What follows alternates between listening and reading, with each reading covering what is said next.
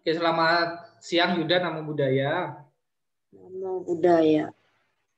Nah, hari ini Yuda kita akan membahas kembali materi-materi kita. Nah, hari ini kita akan masuk ke materi yaitu Anathapindika. Yang akan kita bahas hari ini adalah tentang Anathapindika. Minggu yang lalu kita sudah membahas tentang Wisaka. Hari ini kita akan membahas tentang Anathapindika. Sebelum kita membahas materi kita pada siang hari ini, saya minta kepada Yuda untuk membacakan nama Karagata. Sudah hafal Yuda? Sudah belajar? Yuk kita awali dulu.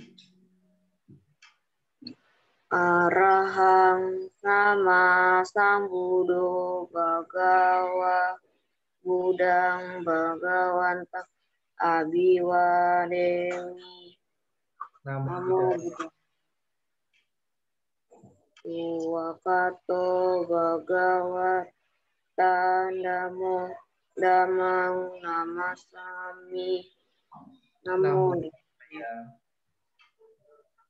Upatipano bhagavato sawaka sangho sanghang namami. Namo Buddhaya. Tapi sata bawantu skitata, semoga semua makhluk hidup berbahagia. Sadu, sadu, sadu. Terima kasih Yuda sudah membacakan nama Karagata pada siang hari ini. Hari ini kita akan bahas tugasnya terlebih dahulu. Tugasnya kemarin apa Yuda? Jawab uji kompetensi. Yang 5 soal itu kan? Ya Romo. Yang ini kan? Oke.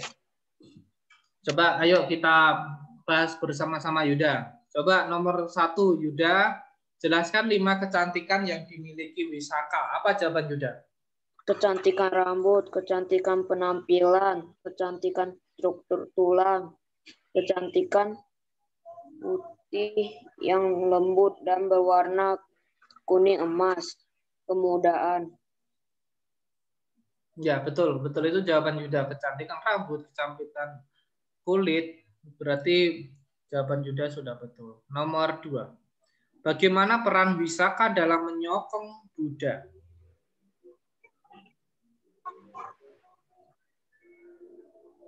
Wisaka memiliki peran penting di dalam berbagai kegiatan Buddha dan para biku.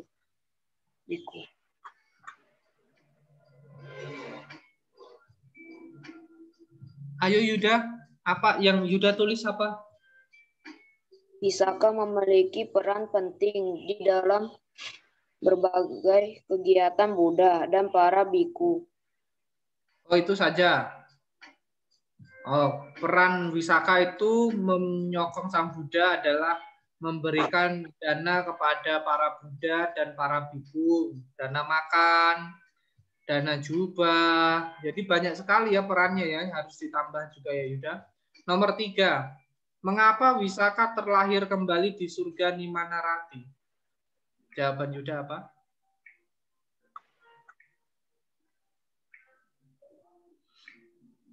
Karena Wisaka orang yang luhur, Romo. Hah? Jawab aja jawaban Yuda. Karena Wisaka orang yang luhur. Karena Wisaka orang yang luhur. Jawabannya padahal ada di buku semua ya. Jawabannya ada di sini ya. Kenapa Wisaka bisa menjadi terlahir di alam surga Nimanarati? Karena Wisaka adalah menyokong Sang Buddha di kehidupan Sang Buddha. Wisaka menyokong banyak pembangunan wihara. Wisaka juga ini tunggu ya. Ini loh. Wisaka setelah meninggal dunia, Wisaka lahir kembali di surga Nimanarati. Di sana ia dan mencapai nibbana. Terus di sini dikatakan Wisaka membangun wihara untuk para biku dan dengan biaya yang sangat mahal. Wisaka sangat bahagia sehingga Buddha bersama para biku menghabiskan 6 musim hujan di Wihara Pubarama. Jadi dalam salah satu khotbah Sang Buddha kepada Wisaka, Buddha berbicara mengenai 8 kualitas Buddha. Jadi Wisaka membangun Wihara Pubarama ya. Oke, sekarang nomor 4. Bagaimana cara agar dapat hidup kaya raya seperti Wisaka? Dengan berdoa dan berusaha ketika pasti bisa menjadi orang yang sukses. Oke, boleh juga. Sekarang nomor 5. Jelaskan hubungan Wihara Pubarama dan Wisaka. Wisaka membangun Wihara Pubarama untuk para biku dengan biaya yang sangat mahal. Oke ya, betul. Itu aja ya jawaban Yuda. Oke lah, nggak apa-apa. Oke, kita lanjutkan pelajaran kita ya. Pelajaran kita hari ini akan membahas tentang Anathapindika. Anathapindika ini juga adalah salah satu penyokong Sang Buddha. Anathapindika ini adalah salah satu penyokong Sang Buddha.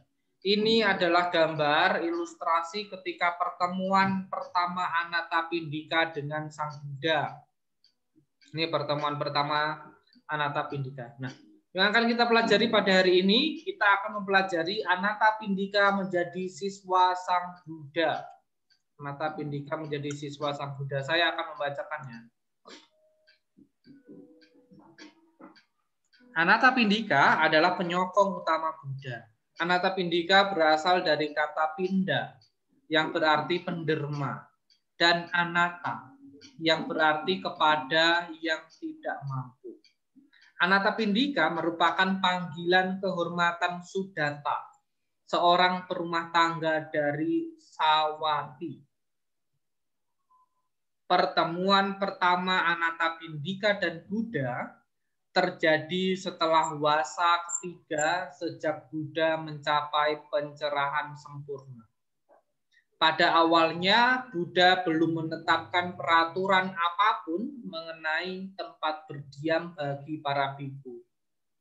Para biku tinggal dimanapun, antara lain di bawah pohon, di bawah bebatuan yang menonjol, di jurang, di gua, di kuburan, dan di ruang terbuka. Jadi pada zaman dulu sebelum ada wihara, para bante itu tinggalnya di bawah pohon, di batu, di jurang, di gua, di kuburan, dan banyak lagi tempat. Jadi itu pada waktu sebelum ada wihara. Nah, ketika Anathapindika melihat cara hidup para bante tadi, yang tinggal di gunung, di gua, di batu, di kuburan, Anathapindika meminta izin kepada Sang Buddha untuk mendirikan 60 buah tempat tinggal bagi para biku. Tempat itu digunakan untuk penyebaran dharma dan sebagai pusat pelatihan bagi sangha. Jadi setelah membangun 60 buah tempat tinggal tadi, Anathapindika itu ada membangun tempat tinggal itu digunakan untuk penyebaran dharma dan sebagai tempat atau pusat pelatihan dharma. Inilah yang dibangun oleh Anathapindika. Inilah mengapa Anathapindika menjadi penyokong Buddha. Lalu Buddha membimbing Anathapindika dengan menjelaskan 4 kebenaran mulia. Dengan itu, mata kebenaran yang tanpa noda, bebas dari debu, yaitu Dhamma Caku, terbuka bagi Anathapindika. Apapun yang memiliki sifat alami timbul. Semua juga memiliki sifat alami, tenggelam. Akhirnya Anathapindika memahami kebenaran Dharma. Mengatasi semua keraguan dan tanpa goyah, mantap dalam pikiran, ia sekarang mandiri dalam ajaran Sang Guru. Ia telah merealisasi jalan dan buah pemasuk arus Sotapati. Oke, kita sebentar lagi lanjutkan. Kita tunggu Michael masuk dulu. Ini Michael sudah masuk.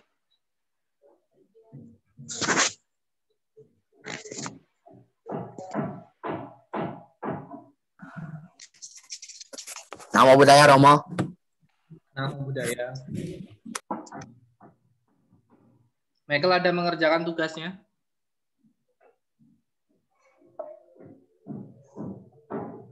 Ada? Ada. Tugas yang mana? Sawati. Hah? Visaka. Oke, sebelum kita lanjutkan, Yuda, saya mau mendengar jawaban dari Michael. Oke, Michael, nomor 1 apa jawaban Michael? Kecantikan rambut, kecantikan penampilan, kecantikan struktur tulang, kecantikan kulit, dan kecantikan kemudahan atau umur. Oke, betul. Nomor 2. Visaka memiliki peran yang penting di dalam kegiatan Buddha. Ya, bagaimana perannya? Bagaimana perannya? Ya, Visaka memang punya peran penting, tapi di sini kan pertanyaannya bagaimana perannya? Jawaban Michael seperti itu ya, berarti salah. Jawabannya bagaimana peran Visaka dalam membangun wihara, memberikan dana jubah, memberikan dana makanan kepada para biku, itu adalah peran dari Visaka. Nomor 3, Michael, apa jawaban Michael nomor 3? Mengapa Visaka terlahir kembali di surga Nimanarati? Karena menjadi penyokong Buddha dan juga membantu para biku di vihara. Nah, itu jawabannya. Oke, betul. Bagaimana cara agar dapat hidup kaya raya seperti Visaka? Gimana, Michael? Selalu berbakti dan taat dalam agama. Oke, boleh juga, boleh. Nomor 5, jelaskan hubungan wihara Pubarama dan Visaka. Visaka membangun vihara Pubarama atau disebut Taman Timur untuk para biku dan biaya yang sangat mahal. Dengan biaya yang sangat mahal itu. Oke, boleh, betul juga. Jadi Michael cuma salah satu ya di nomor 2 ya. Oke. Terima kasih Michael. Hari ini kita masuk ke pelajaran ini ya Michael, tentang Anathapindika ya. Anathapindika. Tadi saya sudah sampai ke sini. Nanti Michael bisa baca buku Michael tadi ya. Saya sudah sampai di sini ya, di sini. Oke, saya sudah sampai di sini. Nah, saya akan melanjutkan lagi. Nah, gambar ini adalah gambar Anathapindika sedang membeli taman milik dari Pangeran Jeta dengan menutupi luas tanahnya menggunakan koin emas. Wih. Bagaimana nih coba ya? Anathapindika membeli tanah, yaitu taman milik seorang pangeran, Pangeran Jeta. Setelah dibeli, taman ini disiramnya dengan koin-koin emas. Inilah kekayaan Anathapindika. Dan taman ini nanti diperuntukkan untuk Sang Buddha dan para siswanya. Inilah mengapa Anathapindika disebut sebagai penyokong Sang Buddha dengan kekayaan terbanyak. Karena membangun wihara dengan koin-koin emas, dengan tumpukan koin emas. Ya, sekarang saya akan melanjutkan dari sini ya. Ini. Coba saya minta kepada Yuda dulu untuk membacakan ini. Yuda. Anathapindika meminta izin kepada Buddha untuk membangun sebuah vihara. Akhirnya ditemukan lokasi perbukitan yang mengelilingi kota. Tempat itu adalah hutan Jeta, memiliki pangeran Jeta Pura Raja. Pranidi Anathapindika membeli taman itu seharga 18 juta koin emas dengan cara menutupi tanah yang dibeli. Vihara Jetavana. Lanjut Yuda, sampai bawah. Vihara Jetavana yang dipersembahkan oleh Ananda Pittika adalah sebuah tempat tinggal yang dipuji oleh Buddha sebagai hadiah utama untuk Sangha. Ananta Pindika menghabiskan biaya sebesar 54 juta koin emas untuk membangun Vihara Jetavana yang dipersembahkan untuk Sangha. Oleh karena itu, Buddha menyatakan bahwa Ananda Pittika sebagai penyokong utama Sangha. Oke, sudah, terima kasih Yuda. Jadi, ini tadi setelah dia membeli taman milik seorang pangeran, yaitu Pangeran Jeta, Ananta Pindika meminta izin kepada Buddha untuk membangun sebuah wihara. Akhirnya ditemukanlah lokasi yang tepat, yaitu lokasi perbukitan yang mengelilingi kota. Tempat ini disebut sebagai hutan Jeta, milik dari seorang Pangeran Jeta, putra dari seorang raja Pasenadi. Ananta Pindika membeli taman itu seharga 18 juta koin emas. Bukan 18 juta rupiah ya. 18 juta koin emas. Wih, gila. Dengan cara menutupi tanah yang dibelinya. Wihara Jetavana, jadi membangun wihara, yaitu untuk membangun wihara, nama wiharanya adalah Wihara Jetavana. Karena, kenapa namanya Wihara Jetavana? Karena terletak di hutan Jeta. Jetavana itu artinya adalah hutan Jeta. Wana itu hutan. Jeta itu adalah Jeta tadi. Berarti Wihara Jetavana adalah wihara hutan Jeta. Wihara Jetavana yang dipersembahkan oleh Ananta Pindika adalah sebuah tempat tinggal yang dipuji oleh Sang Buddha sebagai hadiah utama untuk Sangha.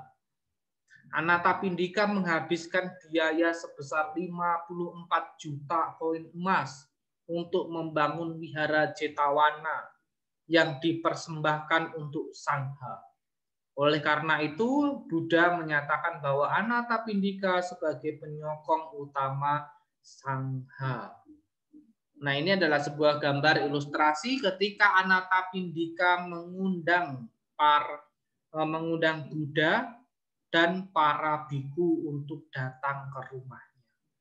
Jadi ini adalah gambaran ketika Ananta Pindika mengundang Buddha untuk datang ke rumahnya untuk diberi persembahan makan, untuk sarapan ataupun makan siang.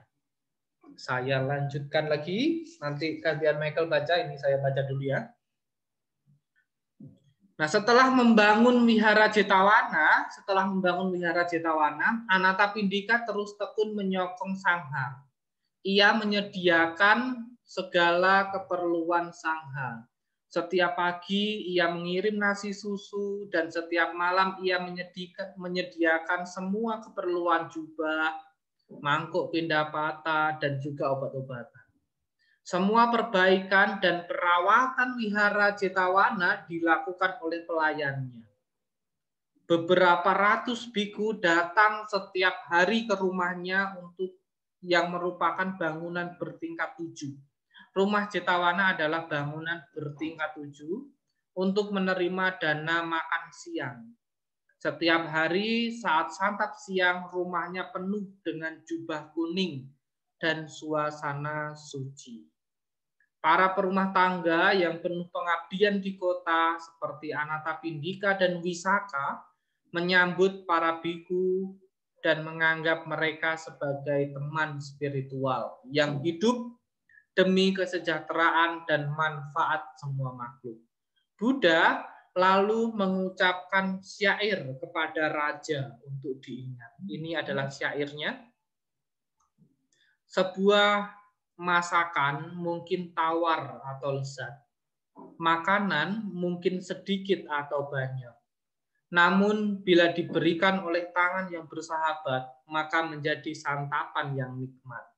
Ini adalah apa yang diucapkan oleh Sang Buddha untuk memuji apa yang dipersembahkan oleh Anathapindika dan juga Wisaka.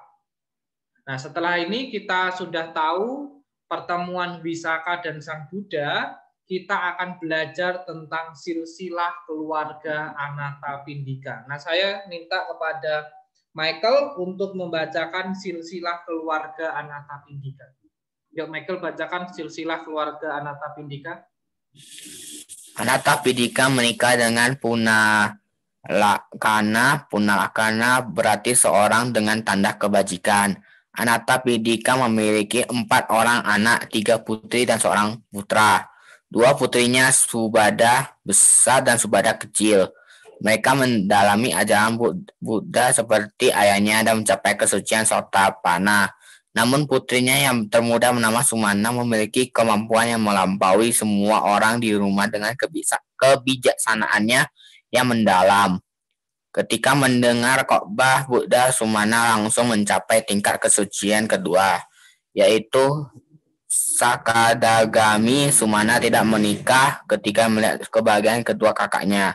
Sumana menjadi sedih dan kesepian sehingga membuat ia menjadi makin kurus. Tidak mau makan apapun, akhirnya Sumana meninggal karena kelaparan dan terlahir kembali di surga Tusita.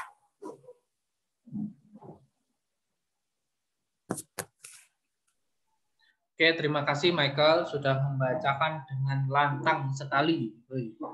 Michael bersemangat sekali. Harus semangat Michael kalau belajar seperti ini ya. Mantap Michael nih. Oke, sekarang yang saya akan jelaskan sedikit ya tentang silsilah dari keluarga Anathapindika. Anathapindika punya seorang istri bernama Punalakana. Nama istrinya adalah Punalakana. Artinya adalah seorang dengan tanda kebajikan. Ini nama istrinya. Tunggu saya akan kasih pointer ya. Ini adalah nama istrinya. Punalakana. Artinya adalah seseorang dengan tanda kebajikan. Anathapindika punya 4 orang anak. Anaknya 4, 3 cewek dan 1 cowok. 2 putrinya bernama Subada besar. Namanya anaknya cewek dikasih nama Subada besar dan Subada kecil. Mereka mendalami ajaran Buddha seperti ayahnya dan mencapai tingkat kesucian Sotapanna. Jadi Subada besar dan Subada kecil itu seperti bapaknya belajar agama Buddha, mendalami ajaran Sang Buddha. Hingga akhirnya dia mencapai Subada besar dan Subada kecil mencapai tingkat kesucian Sotapanna. Namun putrinya yang paling kecil namanya adalah Sumana. Namanya Sumana, ada Subada. Putrinya kan 3. Namanya 1 Subada besar, 1 Subada kecil, yang terakhir adalah Sumana. Memiliki kemampuan yang melampaui semua orang di rumah dengan kebijaksanaan yang mendalam. Ketika mendengar khotbah Sang Buddha, Sumana, ini anak terkecil, anak cewek terkecil, langsung mencapai tingkat kesucian yang kedua, yaitu Sakadagami. Jadi Sumana ini melampaui Subada besar dan Subada kecil. Sumana tidak menikah. Sumana tidak menikah. Ketika melihat kebahagiaan kedua kakaknya, Sumana menjadi sedih dan kesepian, sehingga membuat ia menjadi makin kurus, tidak mau makan apapun, dan akhirnya Sumana meninggal karena kelaparan, dan akhirnya Sumana terlahir di alam surga, yaitu surga Tusita. Nah, kita akan melihat nama atau silsilah keluarga Anathapindika. Silsilah keluarga Anathapindika. Tunggu ya. Nih gambarnya. Ini salah ya. Tunggu ya. Yang di sini itu salah. Punalakana harusnya. Nah ini masa Anathapindika sama Anathapindika kan? Salah kan? Seharusnya siapa? Satunya? Istri Anatapindika siapa namanya? Ayo, tahu nggak? Tadi loh sudah saya katakan. Punalakana. Iya, Punalakana ya. Harusnya di sini kalian coret di buku paket kalian ya. Kalian coret buku paket kalian. Michael, buku paketnya dicoret yang di sini ya. Coba ditulis ya.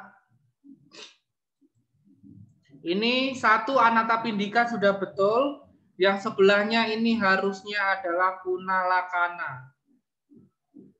Ya, yang di sini ya, saya kasih pointer merah. Ini harusnya Punalakana. Ini tulis Punalakana. Kotak ini tidak cukup.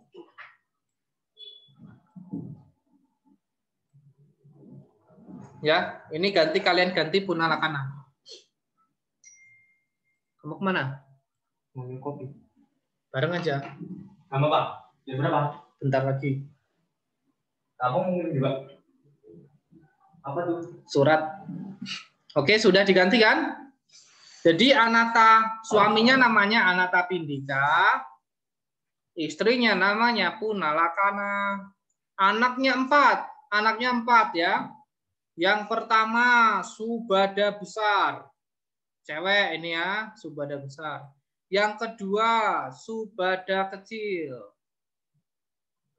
Yang ketiga cewek juga adalah Sumana yang meninggal tadi karena kelaparan. Lalu yang laki-laki namanya Kala. Ini ya, silsilahnya kalian harus sudah tahu kan? Sudah tahu kan?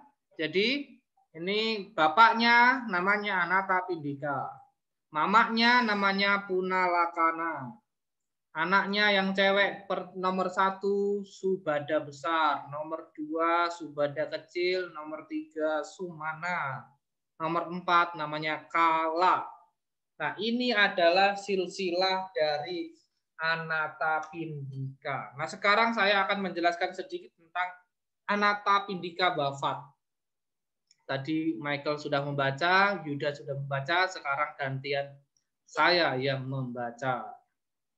Tentang Anatapindika wafat ya. Atau tahu kan wafat? Apa itu wafat?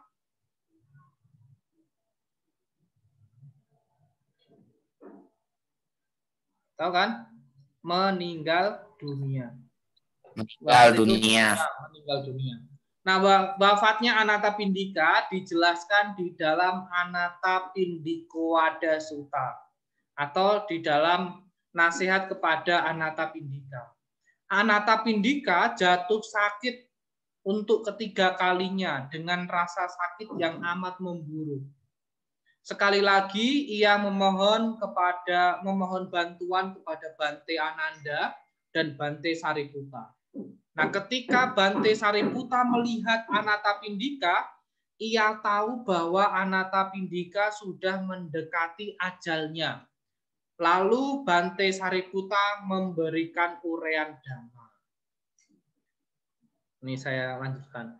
Ketika Anatapindika mendengarkan uraian dharma dari Bante Sariputta, air mata bercucuran dari mata Anatapindika. Bante Ananda kemudian mendekatinya dengan kasih sayang dan bertanya, apakah ia sedang sedih? Namun Anatapindika menjawab, aku tidak bersedih, wahai Ananda yang mulia. Aku telah lama melayani Buddha dan para biku yang sempurna dalam pencapaian spiritual. Namun belum pernah ku dengar khotbah yang begitu mendalam. Dia menangis karena mendengarkan khotbah yang sangat dalam dari Bante Sariputta. Setelah menasehati Anatapindika dengan cara demikian, Bante Sariputta dan Bante Ananda pergi. Tak lama kemudian, Anatapindika meninggal dunia dan terlahir di surga Tusita. Putrinya yang meninggal terlebih dahulu, yang bernama Sumana, juga terlahir di alam surga Tusita. Yaitu adalah putrinya ya. Namun karena begitu besar pengabdiannya kepada Buddha dan Sangha, ia muncul di wihara Jetawana sebagai seorang dewa muda. Setelah meninggal, Anatapindika itu terlahir menjadi seorang dewa muda yang memenuhi seluruh daerah itu dengan cahaya surgawi. Saat itu juga Bante Ananda berkata, Bante, dewa muda itu pastilah Anatapindika. Karena Anatapindika, si perumah tangga, memiliki kepercayaan penuh kepada Bante Sariputta. Buddha membenarkan Bante Ananda bahwa dewa muda itu dulunya memang adalah Anatapindika. Nah, ini adalah kisah tentang para penyokong Sang Buddha. Ini adalah kisah para penyokong Sang Buddha. Sampai di sini ada pertanyaan? Sebelum nanti saya akan kasih kalian tugas untuk ulangan harian karena sudah selesai pelajaran kita. Sebelum kita melanjutkan minggu depan.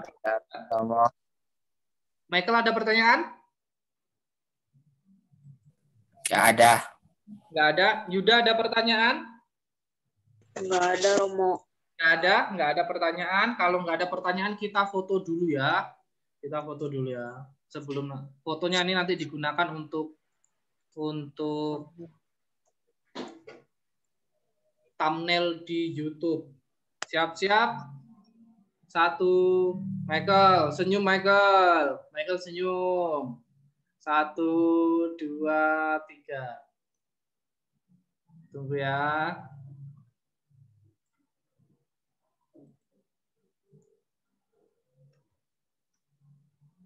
Oke, sudah. Oke, sudah. Michael nggak senyum nih. Nah, sekarang tugas untuk kalian ya. Tugas untuk kalian adalah diuji kompetensi. Ada 5 soal. Uji kompetensinya ada 5 soal. Nah, di sini ada 5 soal ini. Latihan soal ini. Kelihatan? Ada 5 soal ini. Nah, ini kalian tulis soalnya dan kalian jawab. Ini sebagai pengganti ulangan harian kalian, ya. Ini sebagai pengganti ulangan harian. Dan minggu depan kita mulai masuk ke pelajaran 4 tentang raja-raja yang mendukung Sang Buddha. Nanti kita minggu depan akan belajar tentang raja-raja. Oke? Sudah? Nggak ada pertanyaan? Kalau nggak ada pertanyaan, kita akhiri pertemuan kita hari ini. Kita cuma sebentar karena tadi kita sudah membahas Anatapindika. Silakan kalian kerjakan langsung 5 soal ini. Ya, kalian kerjakan langsung biar Michael tidak lupa-lupa ya. Kalian kerjakan langsung. Setelah kalian kerjakan, baru nanti kalian tahu jawabannya. Oke? Sudah, terima kasih sudah berjumpa pada pertemuan hari ini. Saya minta kepada Michael untuk membaca nama Karagata. Michael sudah hafal nama Karagata? Sudah lah ya. Sudah kan Michael kan? Sudah, Romo. Yuk kita belajar semua. Silakan Michael. Araham sama sambuddho bhagawa Buddham bhagawantam abiwademi. Namo Buddhaya. Namo.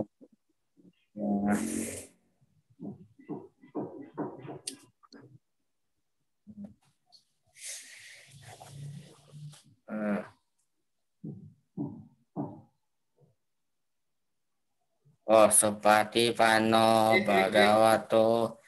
Yang kedua bukan Supatipano lah katanya. Swakato.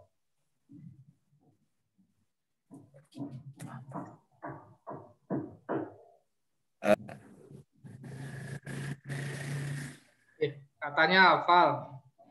Swakato. Ya, Swakato Bhagavatam Dhammo Dhammang Namasami. Namo Dharmaya. Supatipano Bhagavato Sawaka Sangho Sanghang Namami. Namo Sanghang. Namo Sahaya. Sabe sata bawantu sukitata. Semoga semua makhluk hidup berbahagia. Sadu, sadu. Oke, terima kasih Yuda, terima kasih Michael sudah belajar di kelas online kita pada sore hari ini. Michael, Yuda, jangan lupa tetap jaga kesehatan karena kita masih dalam masa pandemi COVID-19.